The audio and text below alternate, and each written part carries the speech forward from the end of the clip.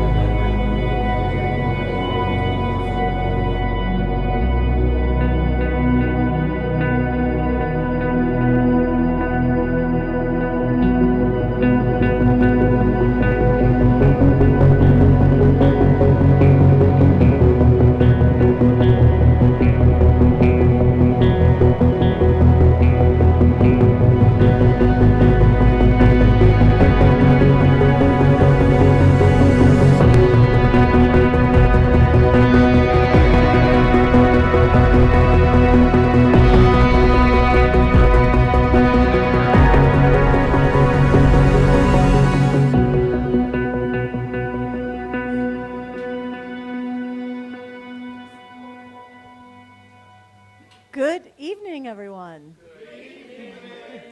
Welcome to the final night of See and Learn 2025. Thank you for coming out in this a little bit dismal weather, but we are at Amanhana. Thank you very much. So rain or shine, we are good to go. Emily can run around the crowd if there's anyone who wants a last-minute raffle ticket. It is your last chance because once the presentation starts, we'll be on to try to stay on time tonight. All right?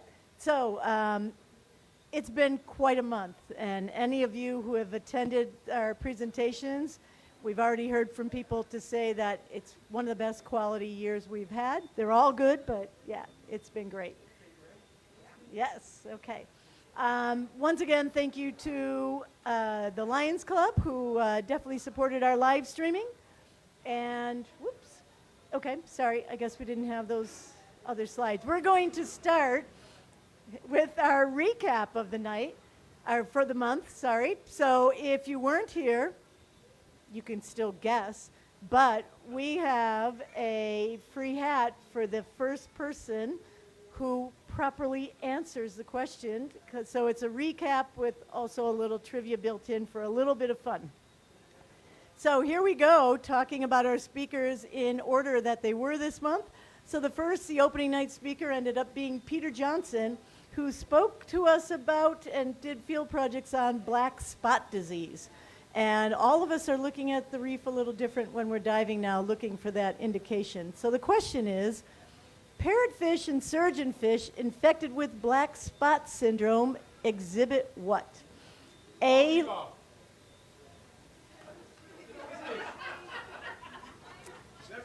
Do we need rules? We also have a live streaming audience. A, less grazing. Please wait till the question's read. More agonism. That would be you. Oh, no. And antagonism. Less schooling, higher energy use, or all of the above. Oh, now you're not answering?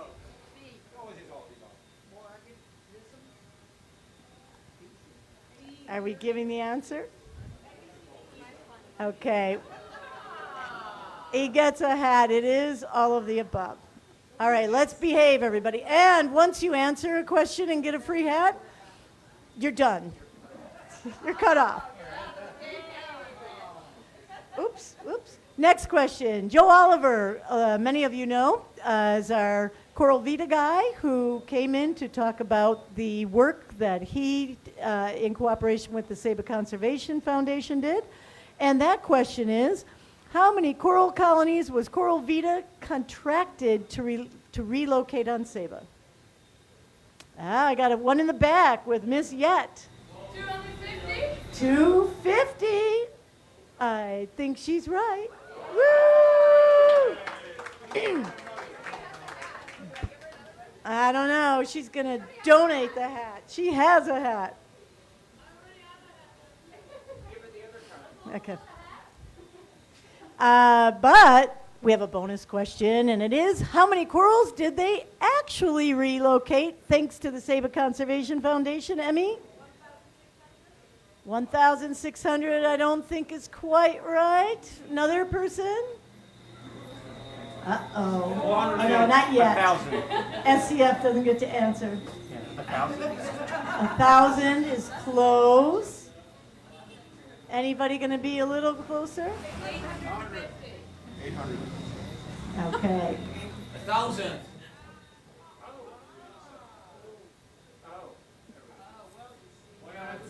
There's kind of like two. Okay.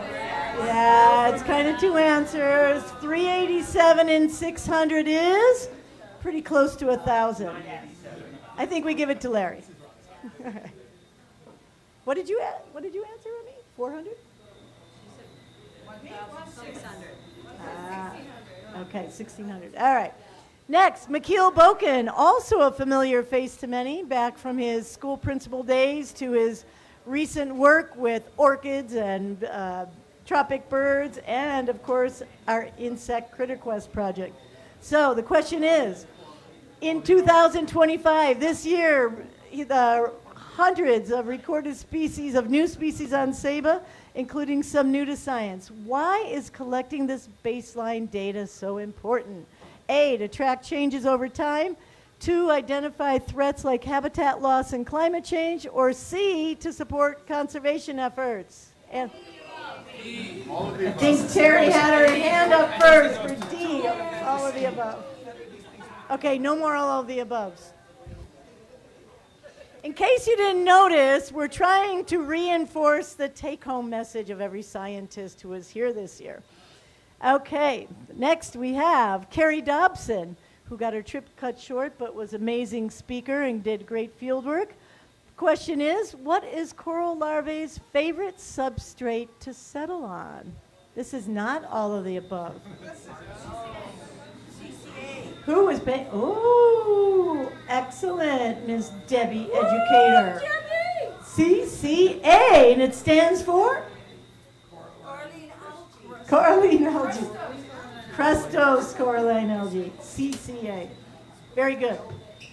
Okay, next question, bonus. Ding-a-ding-a-ding-a-ding-a-ding. Why is DNA sequencing necessary to identify different species of coralline algae? Coralline algae. Can we have, this is Jeopardy, can we have a little more clarification there? Yes, they look alike, but anyone remember the actual terminology? The answer is cryptic speciation. Ooh, I don't know, she's pretty tough, so you have to go beat up Emily if you really want that hat.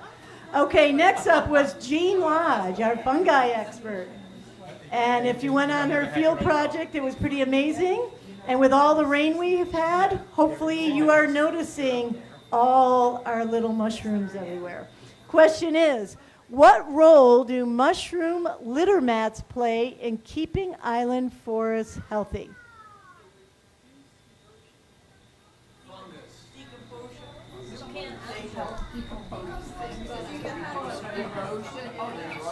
Oh, I'm going to ask the young man in the back there. Owen, what do you say? Decomposing. Well, I got another young man there. What's your answer? It helps stop erosion. Okay, let's see what the answer is and who's going to get the hat. They bind leaf litter and protect the soil from erosion, but also nutrient loss. So I'm going to let Emily decide who gets that. So maybe it's what.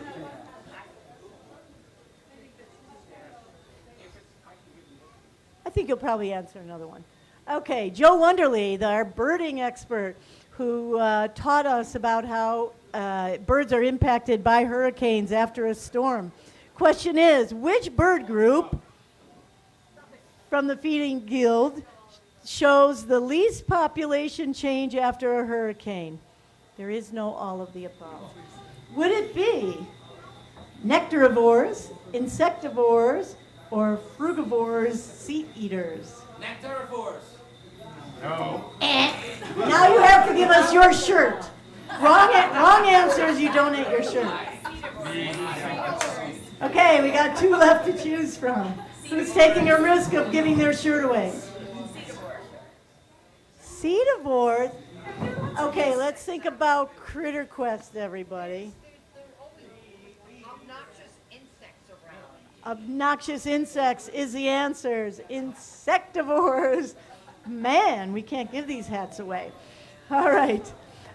Tim Cernak was super interesting guy doing work that's actually doing cancer cures and helping turtles, all kinds of cool stuff. Conservation chemistry. The question is, from saving Gila monsters to protecting condors in California and forests, what field of science uses chemistry to help prevent species from extinction? What is the term? Biochemistry?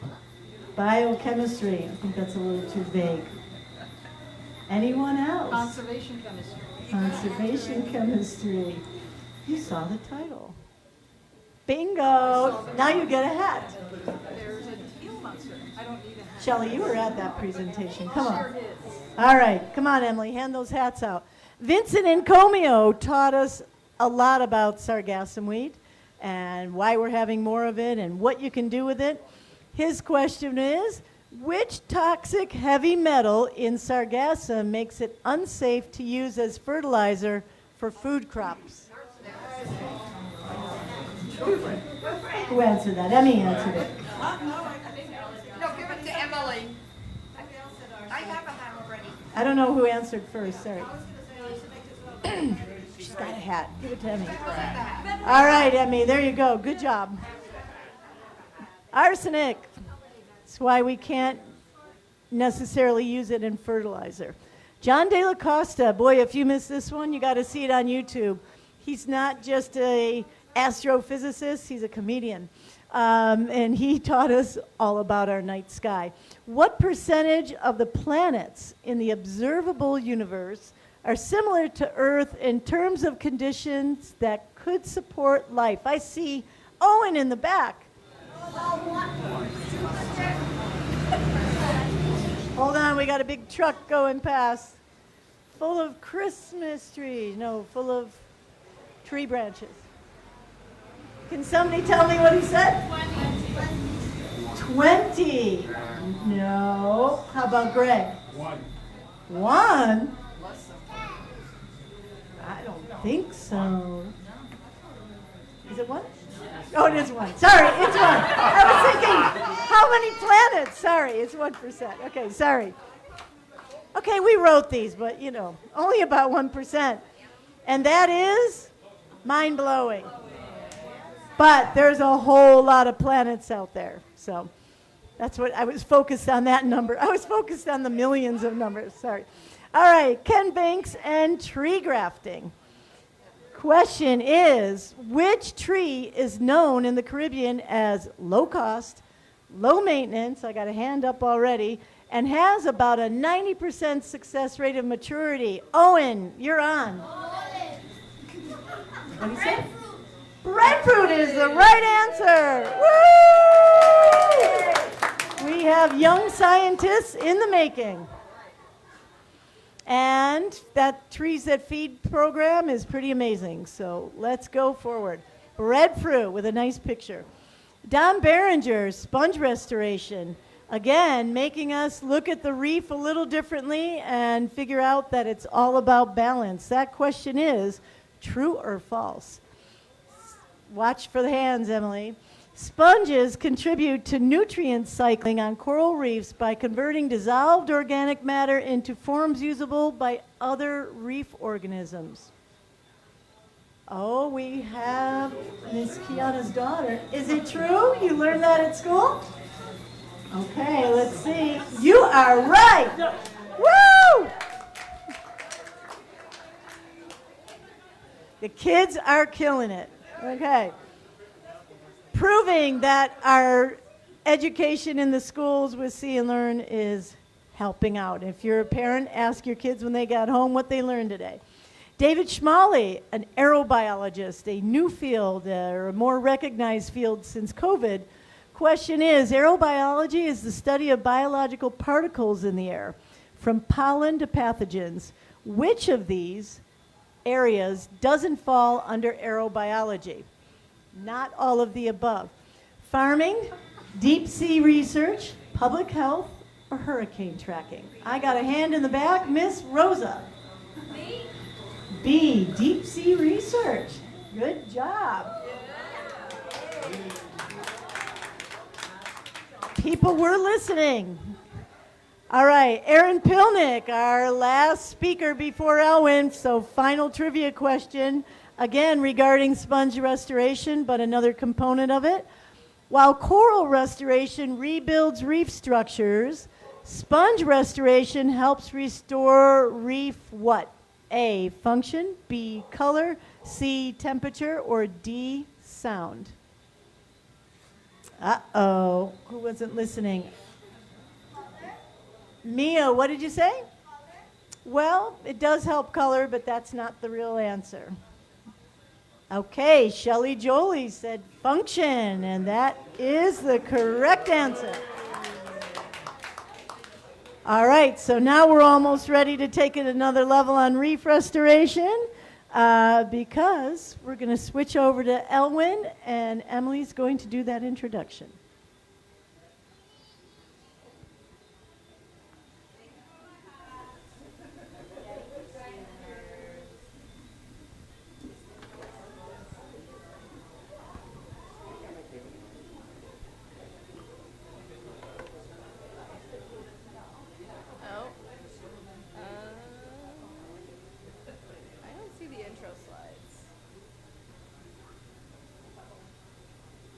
Goes to his presentation. I can talk through it. I'll just talk through the intro slides. So, as always, we would like to thank all of our sponsors. So, the Lions Club is responsible for sponsoring our live streaming of the event this year. So, if we can give a big round of applause for the Lions Club. If you're watching from abroad, it is a big thank you to them, as well as Adam from Chizilala and Sheldon. Yes, thank you, Sheldon.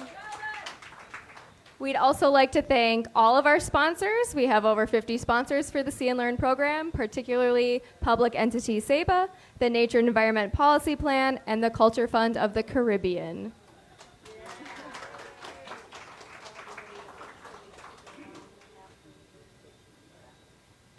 This is your last chance, if you haven't heard, to buy raffle tickets. They're $5. We will be doing the draw right after this presentation. So if you're interested, there is still time. Just flag down Lynn or myself, and you can be part of the fun event. We do not have any upcoming activities, but if you participated in a field project throughout the month and have not yet picked up your hat, please stop by our office. And with that, I will do tonight's speaker's introduction. Get ready to celebrate reef restoration with marine biologist Alwin Hylkema.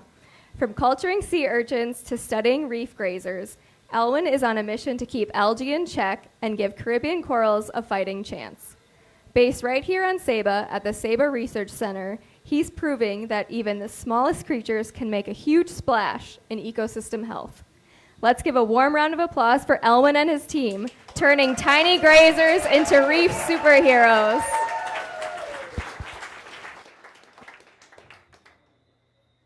Thank you, Emily.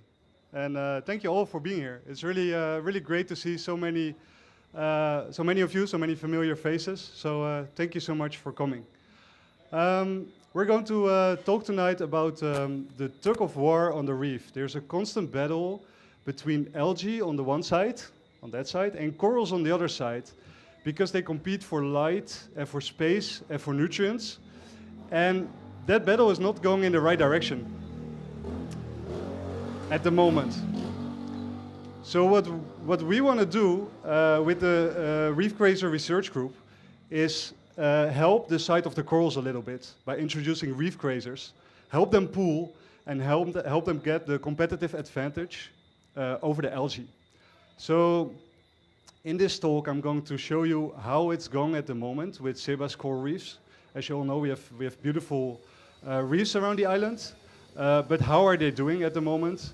It is not all fantastic news, I have to say, but if you feel a little bit depressed and you think you can't handle anymore, please bear with me to the end, because I promise that I will end on a positive note. So that's a promise. So these are some old dias actually that we digitalized from the 80s. And because if we work on coral restoration, we always want to know where the ecosystem came from. And this is more or less how far we can get back on Seba. So what we see on these pictures is beautiful plate corals with a grouper, some elkhorn coral going all the way to the surface, and beautiful pillar corals. These became really rare the last couple of years on Seba, but here they're perfectly healthy. So this is fantastic. And it looks like the reef was healthier back then, but we cannot really say for sure, of course, because as a photographer, you want a beautiful image. So maybe there's a dying colony right here, or maybe there's all dead elkhorns over here, or groupers in the fish traps over there.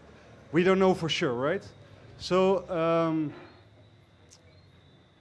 what we do as scientists, we want to collect random images of the reef. Reefs that we did not bias by making beautiful pictures or by making pictures of corals.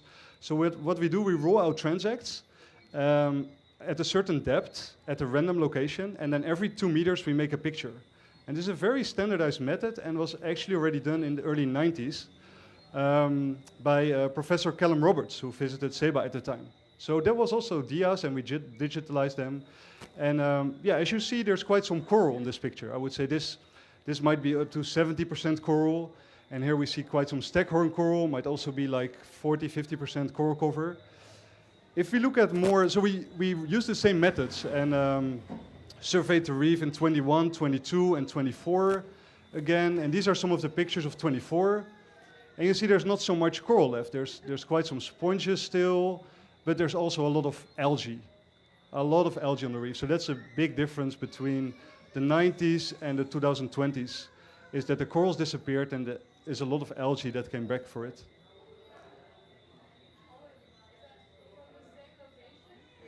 Yeah, both are Babylon. Yeah, it's not exactly the same place because we cannot find that back, but both are Babylon, yeah. So, so this is all the data combined actually from the 90s to the 2024 data. So you can see that in the 90s, coral cover hovered around 30%, and now it's 2%, 3%. So not looking great. And this is not unique for Seba. This is the case all over the Caribbean, especially the Caribbean, and I will come back to that. So why are these hard corals so important that we describe the health of the reef based on the percentage cover? Because that's what I just did, right? Like I was solely looking at the percentage of hard coral cover. Well, hard corals provide the three-dimensional structure of the reef. So you can see that very clearly on this picture. You have the branching corals and the more boulder corals, and there's a lot of space in between. Fish can shelter there. They provide food, they provide a habitat, and small fish that can hide there attract bigger predators. So that's how you build an ecosystem. So they're very important for that. The process that happened over the last few decades is called reef flattening. So by the loss of these important corals, the reef now looks more like this. And a lot of corals are gone, the shelter is gone, and there's a loss of biodiversity and productivity. And these two are very important for all the ecosystem services that the reef provides. So ecosystem services, those are functions that the reef provides to us as humankind. So think about recreation and tourism. So you go in the water because you want to see a lot of different fish species, and you want to see a lot of fish and different creatures. So if biodiversity declines, that ecosystem service also is going down actually. And productivity, if there's less fish, then fishers have lower catches. So that's the result of lower productivity. So there's a very good reason to hold on to this state, sort of, to go back to this state, to promote hard coral cover as most as we can. Because that increases those ecosystem services that might otherwise be lost to us at a certain moment. So what causes this degradation of coral reefs? So there's stressors on a global scale and on a more local scale. So on a global scale, the number one threat is climate change, and especially climate change-induced bleaching. So that's what you see what's going on here. The water got too warm for the corals, and they expel their symbiotic algae.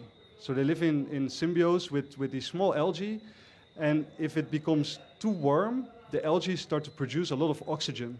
And oxygen can be poisonous.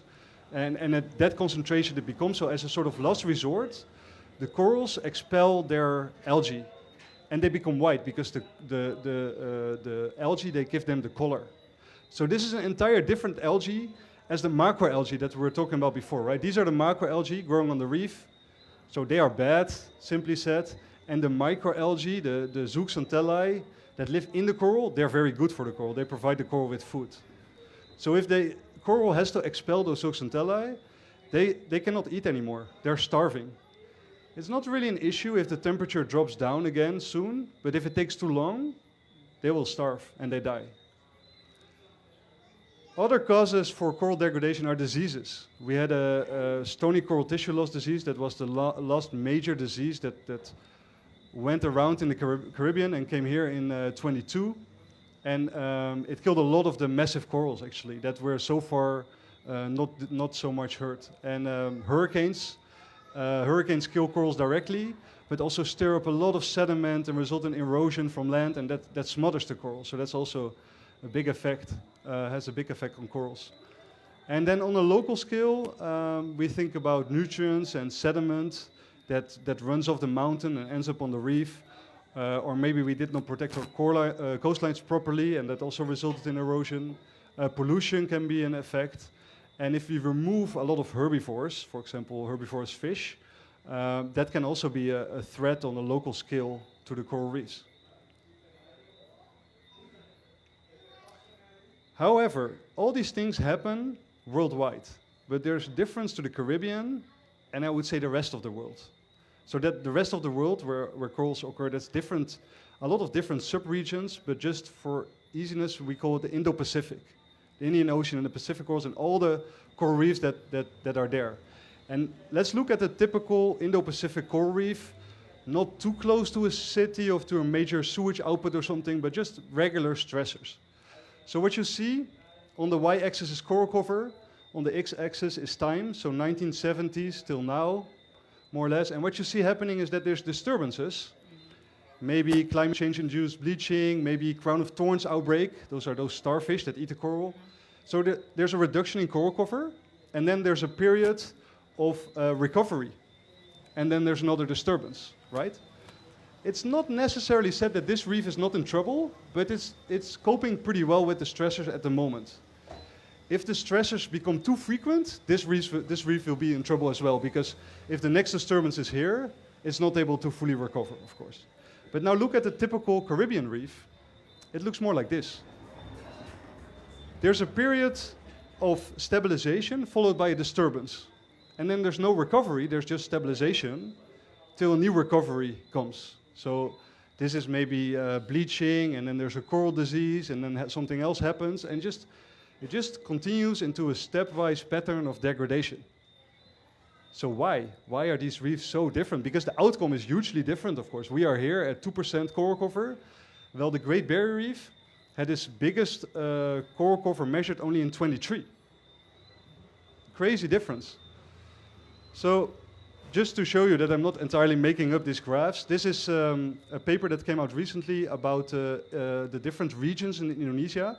And you see exactly that pattern, right? It goes down and it goes up again and it varies, but it's not degrading. And the authors did not find a significant trend of coral cover degradation in this entire region. And this is the central Great Barrier Reef that I was just talking about. Like you see, yeah, you see disturbances, but you also see recovery. And here's an example of the northern Great Barrier Reef around Lizard Island, a small island that's really well researched. In 2016, there was a hurricane and a major bleaching event, and the coral cover was down to almost nothing. And then you see in 2019, you see the first recruits coming up. So this was not restored, this is all natural. And you see in a couple years, we're back to 100% coral cover here. So that's fantastic, fantastic recovery, really remarkable. And such cases are super rare in the Caribbean. In the Caribbean, we usually see patterns like this, like we see Jamaica, Discovery Bay, 1975, all Staghorn, all gone in 2013. It's just algae. Carysford Reef, Florida, a lot of elkhorn, all gone. And this is closer to home. This is so on Seba, the coral communities usually grow on these volcanic boulders, right? So here you see a typical community of that, a lot of brain corals, a lot of fire coral. But still, this is, I would say, 40–50% coral cover, only in 2021. But even since then, there was so many threats to the reef. We had a major disease outbreak that killed all the brain corals in 21. So you see on the next picture, you see all the brain corals are dead here. And then we had the diadema die-off. The diadema, they eat the algae. So you see here, you see the algae appearing everywhere. And we had a mass bleaching event in 23 and 24. So you see the remaining corals are bleached, even the fire coral bleached, and most of that died as well. So, okay, enough sad examples of the Caribbean. Why are these two so different? Has anybody thought about it? What is the difference between the...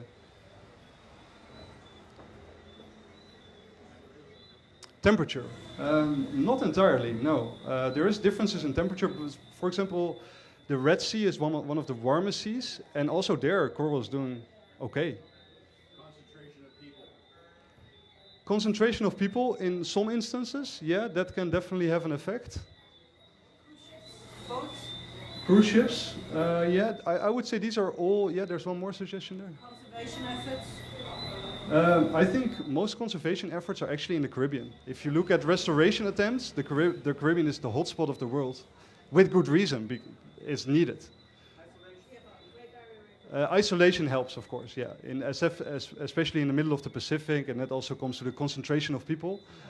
About the combination of disease and invasive species and hurricanes, all of that. Yeah. So you're basically all right. All these different factors result in reef degradation. But that happens in both places, right? The Pacific has reef degradation and the Caribbean also. But the Pacific recovers and the Caribbean does not. And the major difference, this recovery, is the algae. The algae prevent the recovery. So algae are intense competitors of corals. That's what we started with. They can actually overgrow and kill adult corals or make them sick. Like you see happening over here. You see a living coral and already small pieces of algae growing in the middle. But they also prevent coral recovery. So this is a small coral settler, and it's already overgrown with all these algae, and will never be able to outcompete them and to come out and actually flourish. So this is the algae are really the difference. But why are the algae different, of course? And then we come to all these different causes. We have lower overall herbivore biomass, so we just have less herbivores here. We also have higher algae growth rates, partly because of local nutrification, but also on a basin scale. So in the Caribbean, there's simply more rivers coming into the Caribbean Sea than in the Pacific, if you correct for surface area, of course. So there's more nutrients, there's also more trace elements. And there's less functional redundancy. And what that means, functional redundancy means that there's another group that can fill the same niche, can fill the same role in the ecosystem. So for example, this is an Indo-Pacific reef, and you see already quite some branching corals. Actually, the Indo-Pacific has over 100 species of Acropora, one of the major reef builders, one of the major branching species. Anybody knows how many we have here? Yeah, we have 2. Yeah, and we have a hybrid between the 2. So maybe 2.5. Yeah, so they have more than 100. And then they have a couple other genuses that we don't have that also are branching. They have a couple herbivore groups that we don't have. And you might remember that in 22 we had these die-off of the sea urchins. And the die-off actually spread to the other side of the Atlantic, and urchins started to die in the Mediterranean, in the Canary Islands. And I'm working together with somebody in Kenya, so I told this person, like, can you do baseline surveys of your urchins there? Like, if it spreads there, then we at least have sort of a baseline and we know what was there. And he sent the data to me, and I was really surprised, because on every transact, there was 10 species of sea urchin, and like maybe 50 sea urchins. And on our transacts, we maybe have 1, 2 species, and maybe up to 10 individuals. So that's a huge difference between groups that can fulfill the same niche and also abundance. So all this together results in a lower resilience, the ability to cope with and recover from disturbances. And that's what we see in the Caribbean, right? Because of this lack of resilience, the reef cannot recover. So what can we do about it, right? What can we do? On a global scale, we have to stop climate change right away. But that's very hard to do here. But that would be number 1 priority to save coral reefs, would be to stop climate change. Increase the water quality. Only use sustainable fishing methods. Make sure we don't have bycatch of herbivorous fish, for example. But then what can we do locally? Because all these global things are very hard to do something about here on a small island like Seba, right? What can we do here? Well, we can work on the water quality, for sure. And I think some steps, big steps actually have been made by the removal of free-roaming animals, of the goats. Because a lot of erosion caused by the goats ends up on the reef and smothers the coral. So that's very important.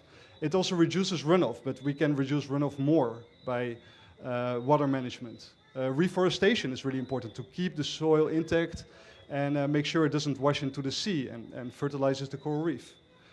We have to make sure we protect the herbivorous fish. And actually, Seba is a good scenario in this way, because there's very little or no fishing on herbivorous fish here. But there is some on the Seba bank, just accidentally they're caught in traps. And then there's intervention. So we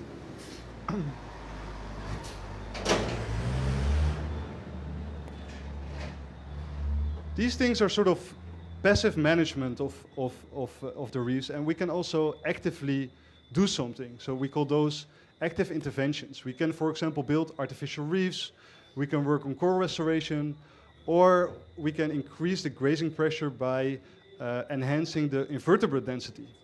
So I think you all know I was going in this direction, but that's what we do at the Reef Grazer Research Group. So we try to work on methods to increase the density of invertebrate grazers, animals that can eat the algae, so they give corals a bigger chance to survive. So we want to develop those methods, test them, describe them, and others throughout the Caribbean can use them to work on this problem of algae overgrowth. So I want to use this moment, because I have a little bit an old picture, but I have the team in view here, to thank them for their efforts in general, for all their hard work. Yeah, that's worth an applause. And specifically also with this See and Learn event, because we had a lot of school kids in the lab. Over 60 kids, I think, visited the lab the last week.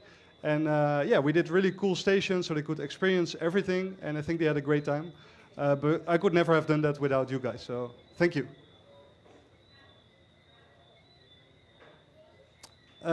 So when we started working on reef grazers, we looked at the Diadema sea urchins, and they are still very important. And the reason for that is that they were the most abundant herbivore in the Caribbean until the 1980s.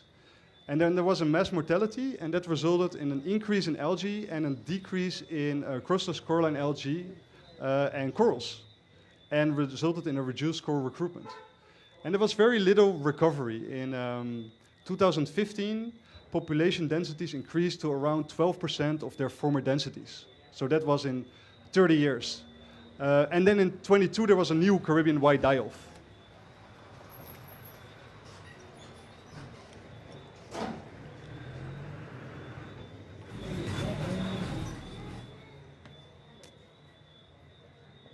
So in the places where they did recover, there was a remarkable change, a so-called phase shift reversal. So because of the disappearance of these diadema, the algae took over basically. But when the diadema came back, the coral had a chance again. So this is, the back of this picture, the diadema came back, the sea urchins came back, as you can see there. And there was less macroalgae cover, well, you can immediately see it here, more coral settlement, survival and growth, and an increase in coral cover. And here, we did not have this sea urchin recovery yet, and you see it's still dominated by these algae that smother everything. So this provides sort of the rationale behind like wanting to restore the reef grazers. We want this healthy reef back that has more coral and more ecosystem services. So we worked on a number of different approaches to restore the diadema. We worked on translocation, mostly as a test, but a number of diadema that you can place from one place to the other is very limited. That doesn't really help. We collected settlers on these small bioballs that you see here. We also placed, so these are plastic balls, 3 centimeters across, and we put them in the water at the right time of the year, and then the diadema settle on them. We take them back in the lab and find some recruits, and then we put them back on the reef. But we also can keep the strings of bioballs on the reef, like you can see here. And then the diadema recruit on them naturally, and actually these reefs had significantly more sea urchins than the control reefs, in which we did not have those bioballs. But by far the most effort we put in the culture from gametes. And the reason for that is that it's the only technique that is not dependent on natural populations. So if, for example, when the sea urchins died in 22, we experienced a 10-fold reduction in natural settlement rates. So that means that, yeah, you cannot really use collecting settlers anymore, you cannot use this assisted natural recovery technique anymore, but if you culture them in the lab from a broodstock, you can do that year-round. It's not dependent on the natural population. So that's why most of our efforts have gone into that. And we actually work closely together with Aaron Pilnick that you met last week. They're also working on diadema culture, and together we developed this shaker table method, one of the first consistent and reliable methods to culture this species. So it died already in the 80s, it died off, and it didn't recover, and people tried every now and then, but the species was considered too hard to culture because it has a up to 60-day larvae culture. So they're actually floating in the water column as a large larvae, as you can see up here, for up to 60 days. So all that time you have to keep the water quality perfect, feed them, otherwise they die. They also grow very long, fragile arms that easily break in culture. It's a pretty hard species. But we decided to culture them with a shaker table. So it's a very simple device that continuously rotates. And by doing that, it's pretty gentle, but the larvae stay in suspension. If you don't do that, then they fall on the bottom and die. If you do something more violent with pumps or with air stones, then they also die because you might break off their arms. We feed them with microalgae, and after up to 60 days, they settle. And we now have demonstrated this in the Netherlands, on Ceiba, in Florida, in Puerto Rico. So there's many places that this technique already has been tried and has been tried successful. But now we want to upscale this method, because with one shaker table we can raise 1,500 larvae. 1,500 larvae result in maybe 150 settlers, and then you still have to grow them out till large enough juveniles. So that might be 20 urchins on the reef. That's not enough, right? So we're working with these conical tanks now, and each conical tank can sustain up to 100,000 larvae. So it's still a trial and error, but this is one of our focus points at the moment. And the last run that was successful last year had 10,000 settlers. So that was really, really successful and promising. And here you see some of these small baby sea urchins. Then we have to put these small sea urchins on the reef, and there's yet another challenge that we have to overcome, which is in the morphology and physiology and even behavior that changes a little bit in the lab. So if you take a lab urchin and you put it on the reef, it's easy prey. And we've seen that, especially the Spanish hogfish, they love restock diadema. And these are queen triggerfish. They are super smart fish. We did a restocking experiment on these artificial modules called more reefs, a standardized reef. And we did a pilot and we put 4 sea urchins on there and it went well for 2 months. So we said, okay, now we're going to do the experiment.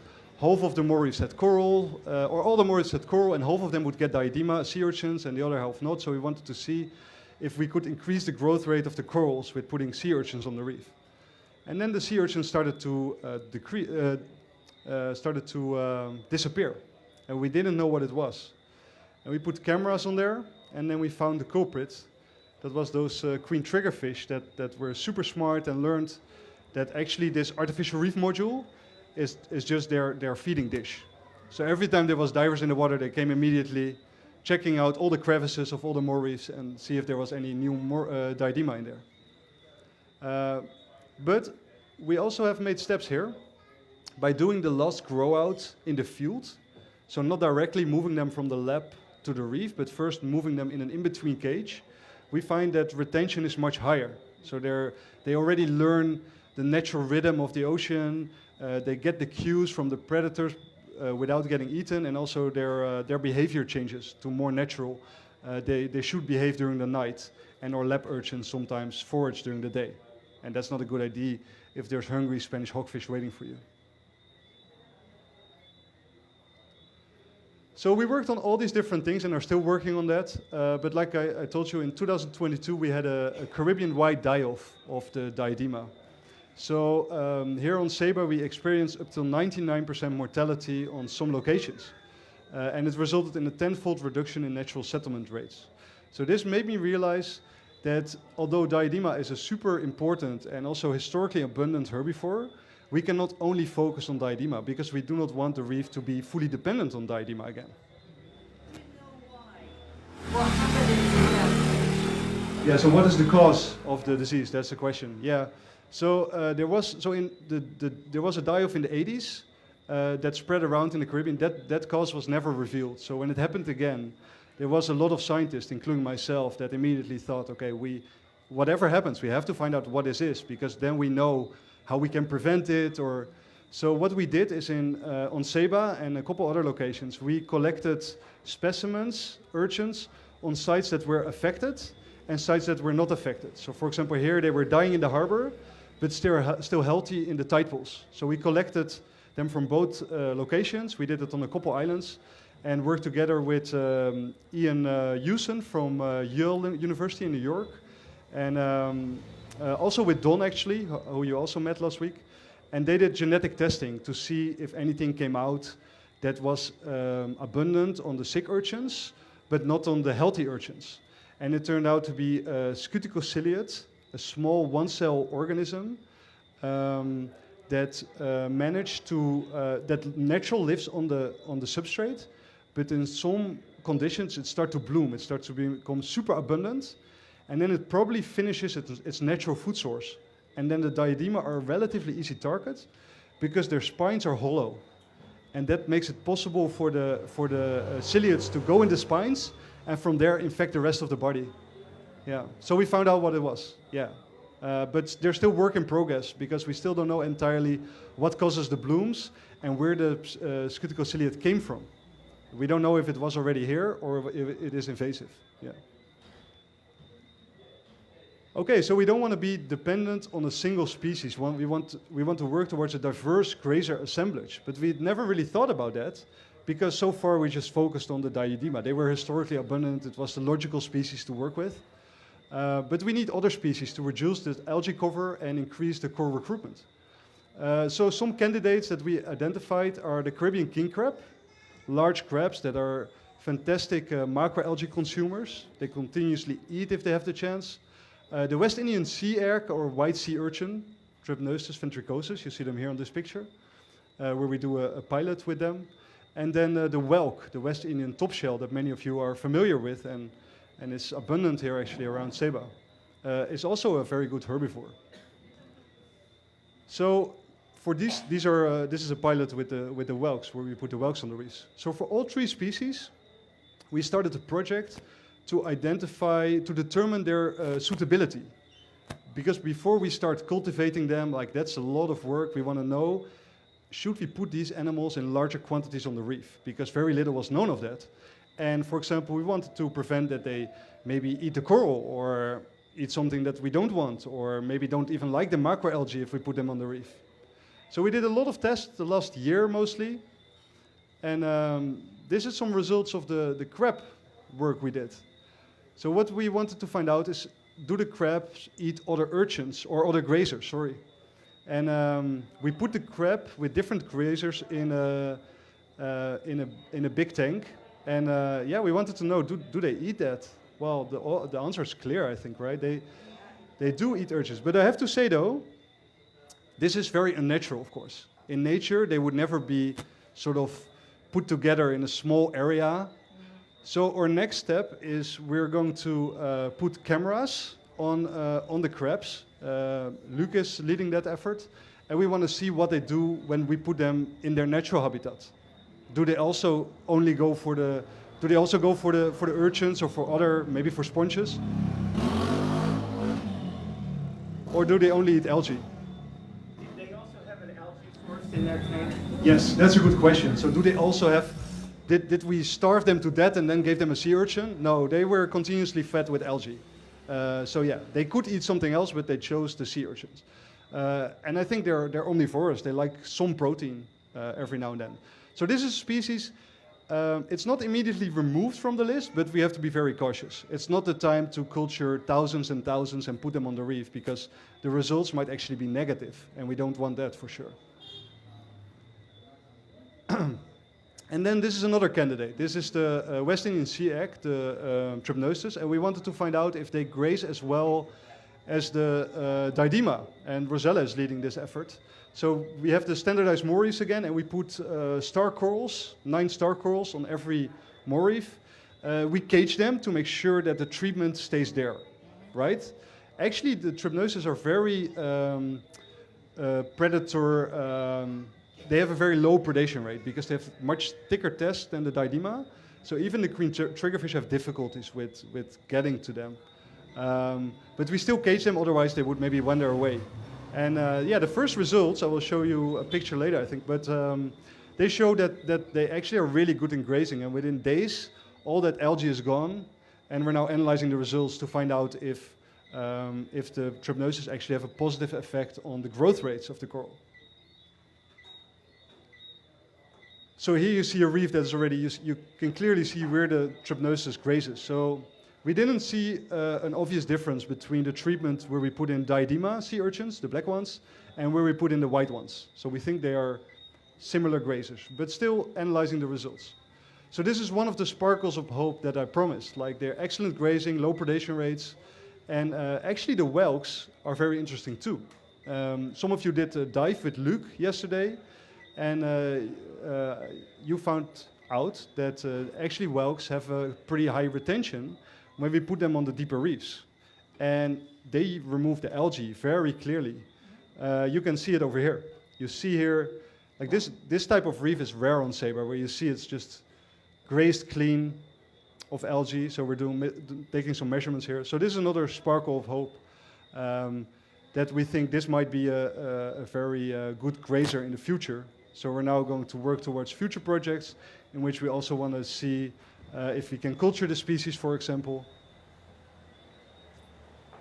Debbie. I know a lot of people go whelking. Right. Does that really affect the amount of whelks that are available? Is that something that needs to be restricted? No, I wouldn't say restricted. I think nature restricts already quite a bit of the whelk fishery because of a lot of the areas are not accessible for the fishers most of the year, right? So that provides a refuge for the whelks. I do think that if we are going to culture them and put them on certain reefs, then we have to talk to the people that fish the whelks, and we're already doing that actually, to make sure that they don't take the whelks that we put there. But I think it can also be a dual purpose effort, right? If those whelks clean everything clean and they grew and they're big whelks, and after a couple of years, why could we not eat them, right? It can have a dual purpose. Yeah, they're edible.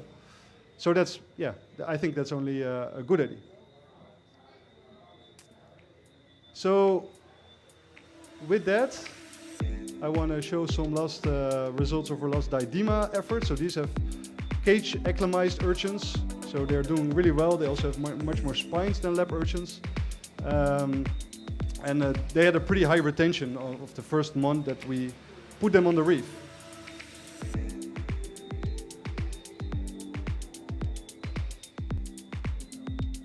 So with that, I want to thank all our partners.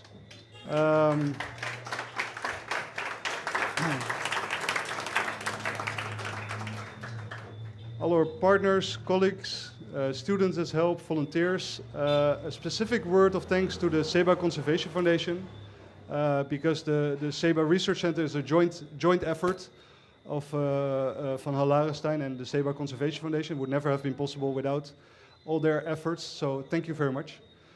And yeah, if you didn't visit us yet, you're very welcome to follow all the school kids. Just if you're in the harbor, come by, and we're happy to show you around. And you can also follow us on LinkedIn, actually, and we also have a Facebook page, but this is the LinkedIn QR, so you can follow us there. Thank you so much, guys. Thank you for listening, and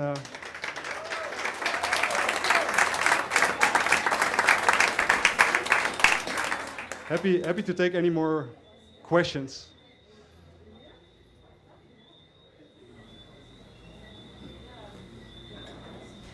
Question in the back.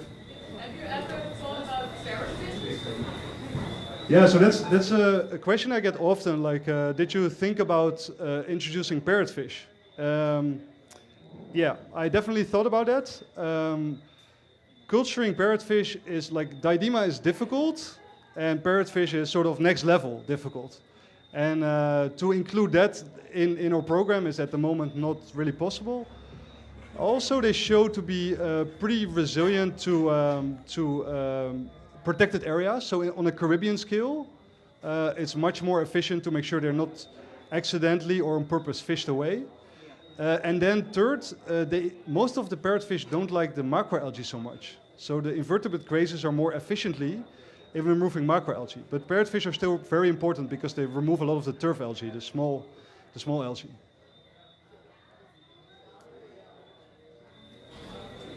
Other questions? Yeah? Cool.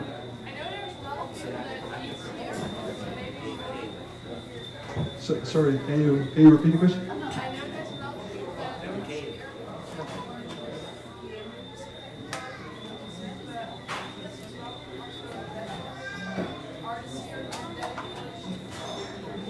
Yeah, so the question is, the sea urchins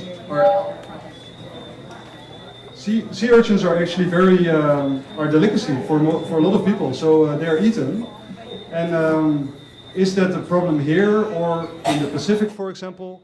Actually, the Caribbean sea urchins, especially the white ones, are eaten, have been eaten a lot, I have to say. So there was a big fishery on Barbados.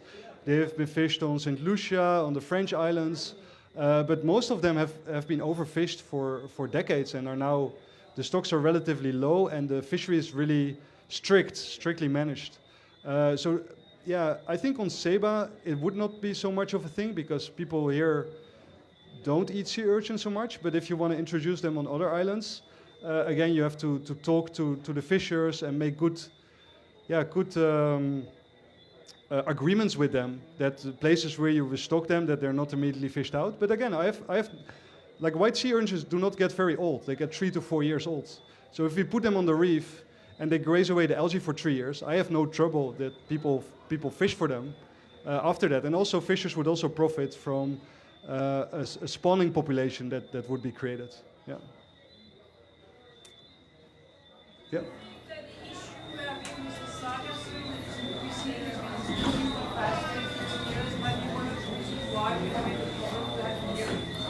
So I heard sargassum and then? Yeah, so that's a good question. So is sargassum related to all these issues? At a certain moment I thought it was related to the Diadema not coming back. Because sargassum, floating seaweed, has been increasing in the Caribbean. And I thought maybe a lot of the small sea urchins actually settle on the sargassum, and then they never end up on the reef. So they would wash ashore and die, or maybe they fall off the sargassum and end up in the deep sea, and they never end up on the reef. So we did quite some experiments, and we had some sargassum that we standardized, and in the Diadema settlement season and had it out, and we actually found a few Diadema settlers, but only when the sargassum was placed below 5 meters, and it never occurs there naturally. So I think there is something there, like the Diadema larvae definitely like the queue of the sargassum, but I think in reality they never really encounter it so much. So I don't think it's a big issue.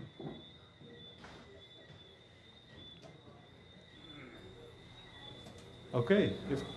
One more here. Do you think if you have successfully introduced the Diadema, the corals will have you will reach again a percentage of 40% coverage? Yeah, so basically can we go back to those beautiful pictures I showed earlier by managing to reintroduce the grazers? Honestly, I think that will be very hard. Like the reefs of the past are not the reefs of the future.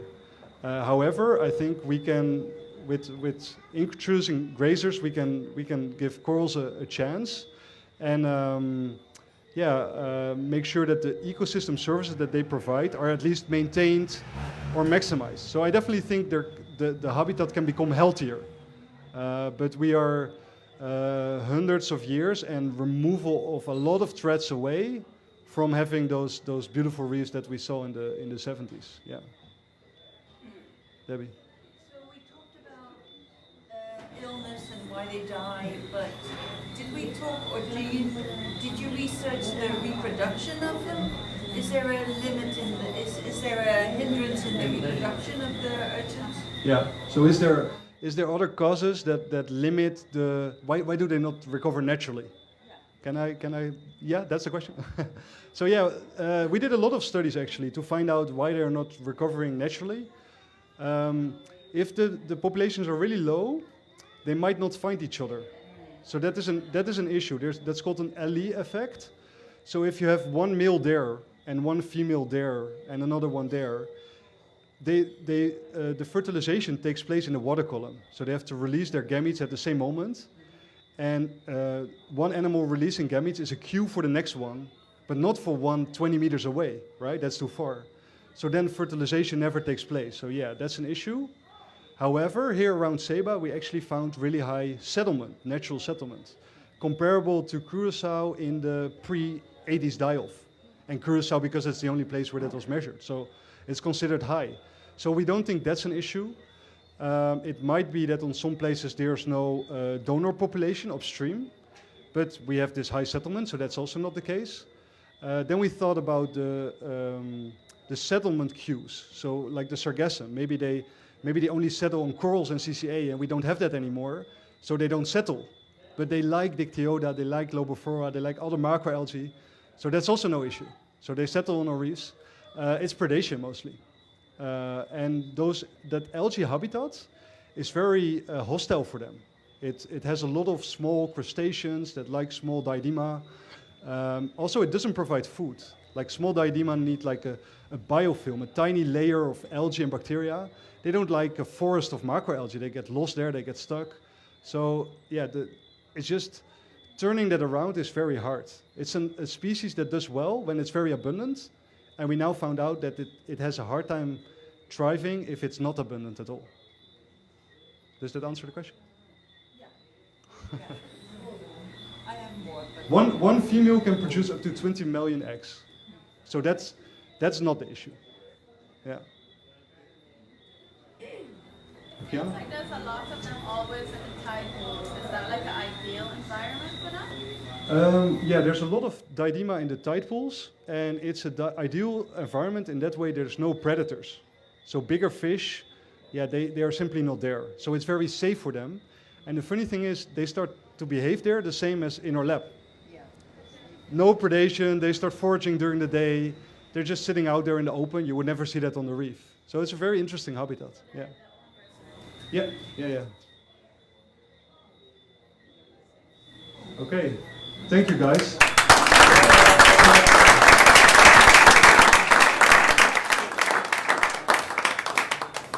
I think everyone can agree that was really awesome, Alwin. Even though we live here and we're surrounded by you and your team regularly, it's great to get such a great update. Whoa! Kiki, come back.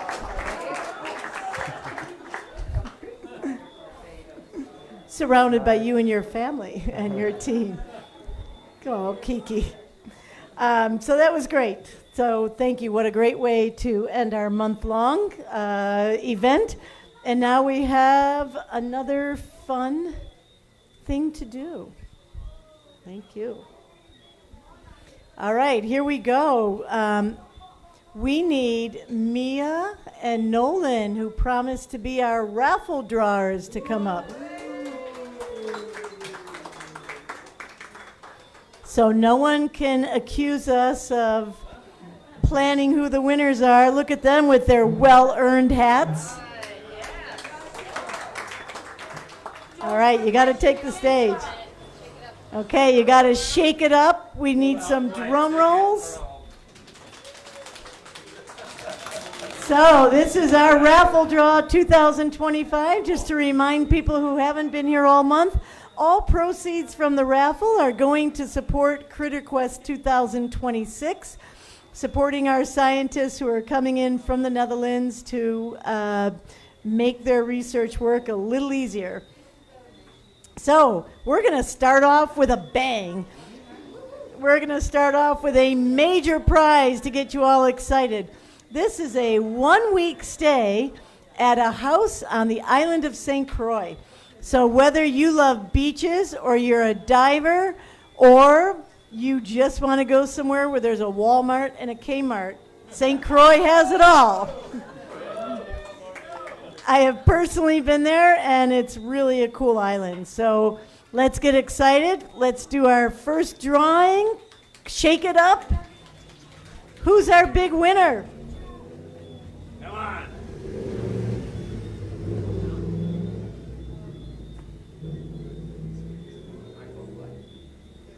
It is Sid Mitinu. He must be a tourist. Yeah, it's Michael. I think it's Michael in Arabic. Yeah. Okay. Yeah. Okay. Oh, it's Emily's girl she used to babysit for. So a winner from Wisconsin who did online raffle purchase. That goes to Emily. Woo! Yeah, we got competition when people can buy them all online. Okay, we are ready for our next prize. And this is a beautiful pair, actually 2 pairs of earrings, I believe, from one of our visiting artists from the Create and Learn program who donated these to support our foundation and its work. So, drum roll, we've got beautiful earrings, and who's going to win that, Mia?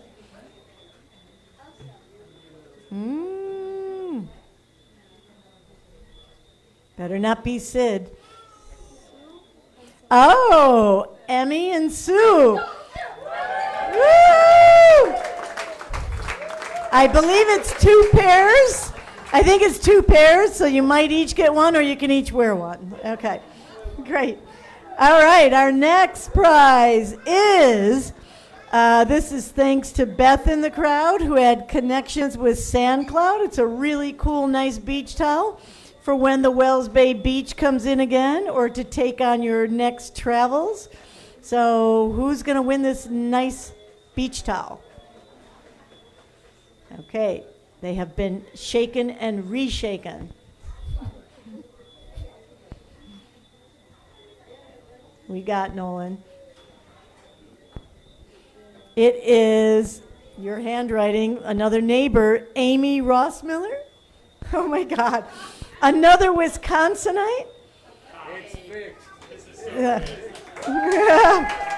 Let's hear it for Wisconsin. I think Wisconsin bought like $250 worth of tickets or something, at least. So, okay. And those were early on, so that was from the original bottom of the drawer. Shake it, shake it, shake it. Okay, so here we go. Okay, this is a prize everybody wants. Tickets on the Makana. Round trip for 2 people. Who wants that? Who wants to go to St. Martin? Whoop, whoop, whoop. Here we go. You can go Christmas shopping. Who's this? Nick Kay and Oliver. They win every year. Woo! No excuses for that Christmas party. You better have some good presents. Okay. Here we go. Next prize is Mark from Saba Jewel Cottage has wonderful things in there. I believe these are silver earrings, not his fine gems, but they will be beautiful because everything at the Jewel Cottage is beautiful. Here comes, if you don't know, you've got a Christmas present, or you can wear it yourself. All right, and the winner is Steve with a phone number, a 714 number. I think this is our tourist from Boston. But okay, so once again, nice diversity. We're all about diversity in See and Learn Environmental Awareness, and it's a word we can still use on Saba. So here we go, next prize. This is thanks to Boomerang. You may know Debbie and Terry, but maybe you don't know Debbie is quite an artist who makes beautiful things. And she's making beautiful magnets that are they are replicas of specific Saba architecture. So this one, I believe, is Lookout Cottage. She's making them for swinging doors. She's made them for Flamboyant Cottage. They are really beautiful, handmade. And this block, which represents Saba as well. So here is a great gift. Oh, sorry, and they're made out of, 2 separate prizes. So the first one's going to be the magnet. They're made from upcycled shingles from original Saba roofs. So here we go. First one for the magnet. Oh, don't pick up 2, just 1. Who is it? Oh. Popeye and Grace. Woo! Popeye and Grace are wonderful supporters of our program for many years and support the raffle. So there you go, something you can easily take home. So the second prize, you call this a Saba cube or? The Saba triangle, all handmade, hand painted on there. So. Sorry. Each side of the triangle represents the different villages of Saba in their own unique way as Saba is. So here we go. Who is this winner? Roger Young, another great supporter of our event for many years. Okay, here we go. Oh, now we have another big one. This is Flamboyant Cottage. If you don't know this cottage, you should. It is 2 bedrooms, 2 bathrooms, a pool, and an incredible view, morning views, but also wonderful sunsets. And it is in the lovely area of Johnny's Grounds, so it's quiet, but also easily accessible. So raise your hand if you want to win this one. Yes, okay. Here we go. Flamboyant Cottage. Who's the winner, Mia? Terry. Terry! You see? She raised her hand. I told you to raise your hand. And this is a 3-night stay, but of course, the intention is that you're going to want to stay longer and book it longer. So that's great. Fabulous. Our next prize, Veronica, as you know, is the maker of Saba Rums. And we're just on the cusp of the Rum and Lobster Fest. And Veronica is one of a kind on Saba. She also makes organic and healthy lotions and potions and you name it, but her latest thing is rum, and it's a wonderful gift basket. So here we go. Who is our winner? Nolan. Ken and Tommy. It's Wisconsin. It's Ken and Tammy, Emily's parents, who support our raffle, and they support our live stream. Emily, stand up and wave to mom and dad. Come on. Come on. They're watching on live stream. They watch the live stream. Give it up, girl. Get up. Say hi, mom and dad. It's not rigged. Okay. Here we go. You got to bring the rum home at Christmas. Okay. C. Saba, of course, is a great supporter of our program for 20-some years, and recently as well. So they are donating some of the wonderful dune jewelry, which is made from the Wells Bay sand, one of a kind, so you can take a little Saba home with you. So let's see. Who is this winner? Give it up, Mia. Oh, that's my handwriting. Can I figure? Yoakum. All right. Christmas is here for the girlfriend. All right, we're having fun. Where are we at? Okay, if you missed it, I think this was our April artist. And this is this wonderful, incredible artist who does something really unique and makes hair clips that really look like real moths. So a really cool thing. They sell for like $100. And she donated one to our program. So let's see who this lucky winner is. Give you an appreciation of the beautiful moths in the world. Who's it going to be, Nolan? Pick somebody with long hair. Uh-oh, it's Roger. No, it's Oliver. No, okay.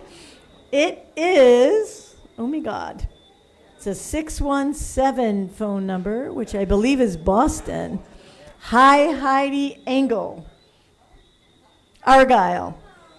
This would be a tourist, I believe, from earlier this month, but we're live streaming, so she gets it. There you go. Give it to Emily so we don't lose that one. Yeah, we got an email and a phone number. Okay. All right, next. Now, this is fun. If you go to St. Martin and you haven't gone with Aquamania, they do wonderful around the island trips. They do trips to other islands. They are the Fun in the Sun company. So, who's going to be the winner? You guys want this one, right? You went on there. Okay, here we go. Who is the winner? Uh-oh. Heads or tails? Popeye and Grace! Woo! I can see you on that rum cruise now, man. Look out. Okay. All right, next we have a lovely, lovely necklace from our local artist, Marie. And I'm sure she can tell us that these are made from, what's the name of this beautiful natural seed we find on Satan? Sorry? It's from the flamboyant tree. Okay, I knew that.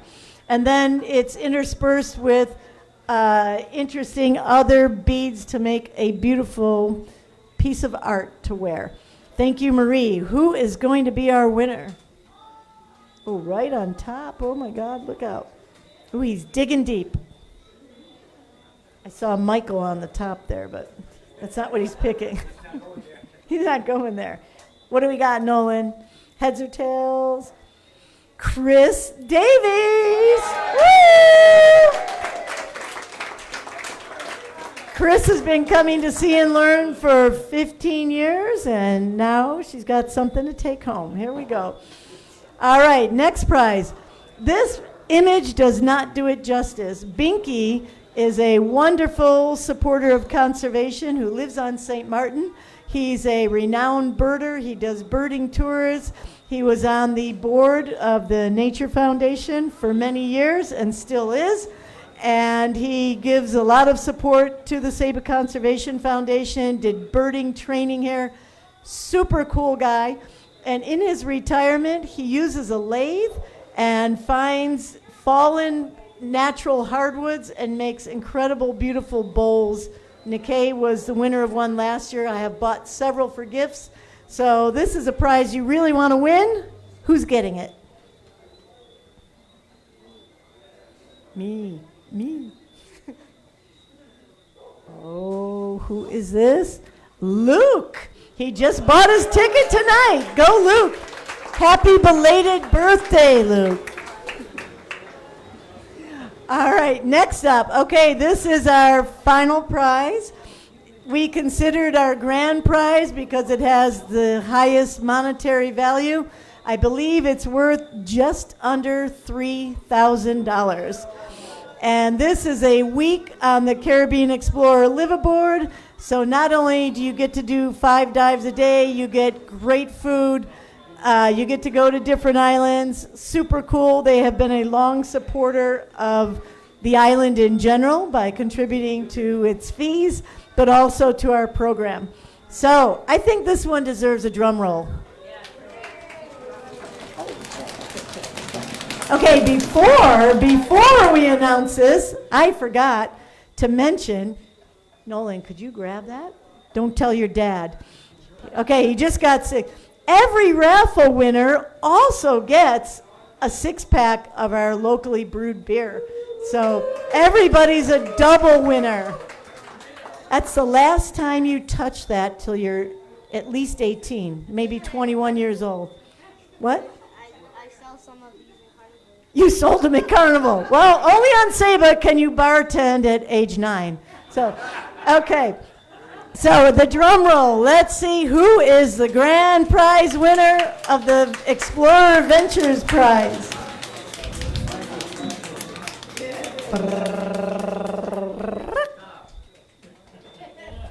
Who's it gonna be? I hope they're a diver. It is Carolyn Merrick. I think that's a tourist from earlier this month. I don't think that's Wisconsin. We don't know her. All right, well, I hope she's watching on live streams. Here we go. Okay, I think that's really it. Yes, it is. Thank you, everyone, for all the support all month long. Look forward to next year because we're already gearing up with some cool scientists. So see you then. Thank you, Chizzy Lala, for all the support. Thank you, Aman Hana. Good job.